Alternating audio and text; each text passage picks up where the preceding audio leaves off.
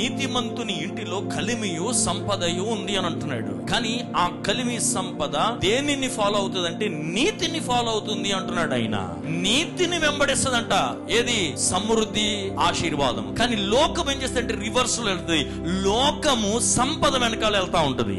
అందుకే సంపాదించింది నిలబడట్లేదు. బ్యాంక్రఫ్ట్ అయిపోవడానికి గల కారణం అది. చివరికి ఎంతో సంపాదించి మేము సంపాదించామని చెప్పుకునే వారు ఉన్నారు, కానీ సంపాదించిన అనుభవించని వాళ్ళు చాలా మంది ఉన్నారు. మాకుంది అని చెప్తారు కానీ అనుభవించడానికి లేదు, నిలబడే పరిస్థితి లేదు. కానీ దైవవాక్యం ఏం చెప్తుంది అని అంటే, నీవు మోసము చేత సంపాదించిన ధనము క్షీణించిపోవును, కష్టము చేసి కూర్చుకొను వాడు తన ఆస్తిని ఏం చేయనంట, వృద్ధి పరుచుకొనును. ఆశీర్వదించాలంటే ప్రభు అంటున్నట్టు మొదటి లక్షణం నీ జీవితంలో ఏమై ఉంటే, నువ్వు ఏదో ఒక పని చేయాలి. ఉద్యోగమో లేకపోతే వ్యాపారమో ఏదో ఒకటి చేయాలి. ఖాళీగా కూర్చుని మాత్రం దేవుడు వారిని ఆశీర్వదించడం.